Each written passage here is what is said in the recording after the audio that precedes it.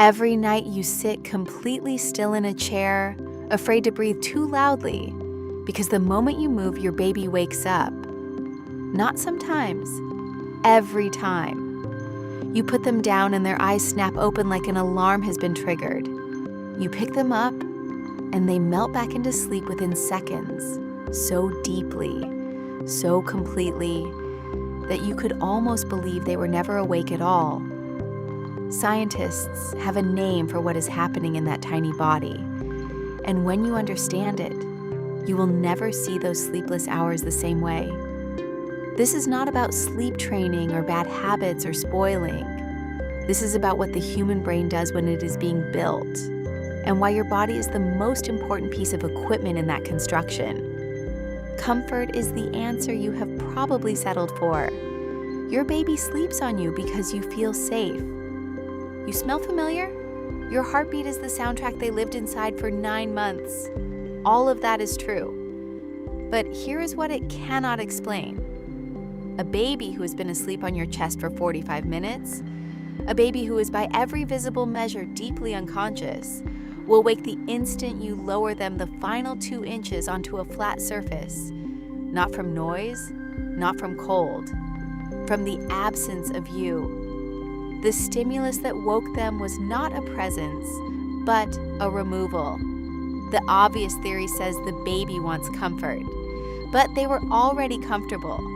What they detected was a change in a specific type of input, and that is a completely different biological story. When you realize this is your life, you probably fall into one of 2 camps. Maybe you surrender, park on the couch, and spend 3 months watching television with your baby strapped to your chest. Or maybe you treat it as a problem to be solved, a habit to be broken, a developmental phase to be pushed through. Either way, you are responding to the logistics of your own exhaustion.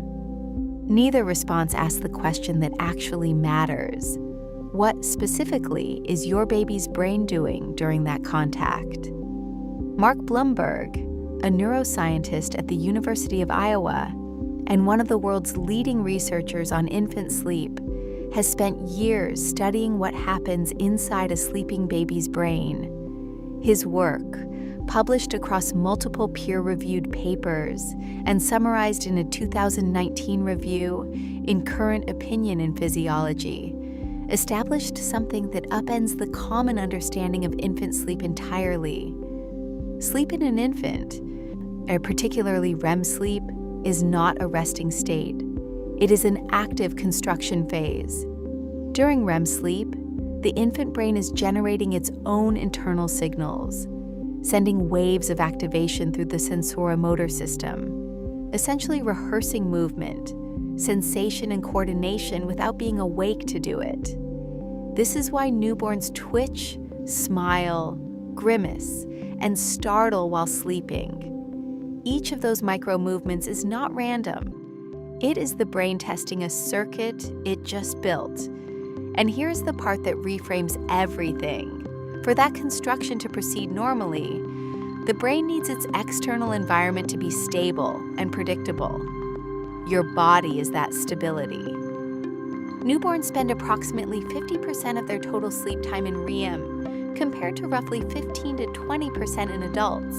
Attitures, according to analysis published in Research aggregating data across multiple sleep studies. That proportion is not a quirk of immaturity. It is a design feature.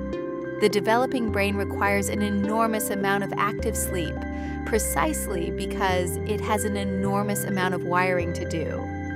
Sensory maps, motor circuits, emotional response systems, none of these arrive complete. They are assembled during sleep, in real time, through the exact process Bloomberg's research describes. And when you hold a sleeping baby, you are doing more than keeping them calm. You are providing the sensory baseline that allows that wiring process to continue uninterrupted. The moment that baseline disappears, the brain reads it as a signal that the environment has changed, and it initiates a check. That check is what you call waking up.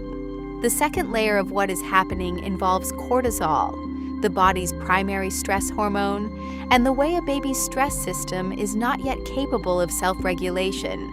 Neuroscientist Dr. Greer Kirschenbaum, whose work focuses on how nurturing shapes early brain architecture, has explained through her research and public scholarship that a newborn's hippocampus and prefrontal cortex, the very structures that in adults can dampen a stress response and return the body to calm, are not yet functionally operational for that purpose. The infant brain has a working amygdala, the structure that detects threat and sounds the alarm. But it does not yet have the circuitry to turn that alarm off on its own. Parental contact is not a preference at this stage. It is a neurological requirement for stress regulation.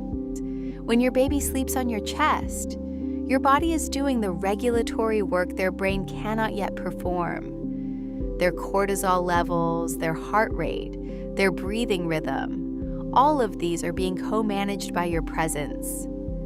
A randomized controlled trial published in Infant Behavior and Development, examining skin-to-skin contact in full-term mother-infant pairs, found that daily skin-to-skin contact decreased infants' cortisol reactivity to stress and improved what researchers called adrenocortical synchrony, the biological coordination of stress hormones between mother and baby. Your body and your baby's body are, in a very literal physiological sense, running on the same system. The deepest layer of this, and the one with the longest reach, involves the amygdala and how permanently it is being shaped by these early weeks. Nim Tottenham, a developmental neuroscientist at Columbia University, has published work on what she calls the social scaffolding of amygdala development. Her research, including a paper in Proceedings of the National Academy of Sciences in 2013, demonstrated that in normative human development, the amygdala and the prefrontal cortex go through a critical period in which the strength and quality of parental availability directly shapes the connections between these two structures. Children who experienced early parental deprivation showed a premature and accelerated development of amygdala prefrontal connectivity, which sounds positive, but is actually a sign of a stress system that had to mature too fast because the scaffolding was not there. Separately, research on a parenting intervention called attachment and biobehavioral catch-up, published in a randomized controlled trial in 2023, provided preliminary causal evidence that early parenting quality directly affects amygdala prefrontal connectivity and emotional regulation trajectories across childhood. The hours your baby spends sleeping on your body are not neutral. They are actively participating in the calibration of an alarm system your child will carry for the rest of their life. A separate and more recent line of evidence comes from preterm infant research. A study published in Neurology in September 2025 by Catherine E. Travis, PhD, of Burke Neurological Institute examined 88 preterm infants born before 32 weeks.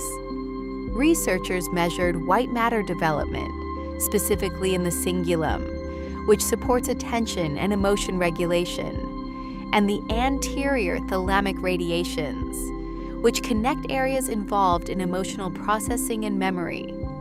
Infants who received longer skin-to-skin sessions showed measurable differences in white matter development in both regions, the cingulum, the pathways connecting emotion and memory. These are not peripheral structures. These are the architectural foundations of how a person will manage stress, form relationships, and regulate their internal world for the rest of their life.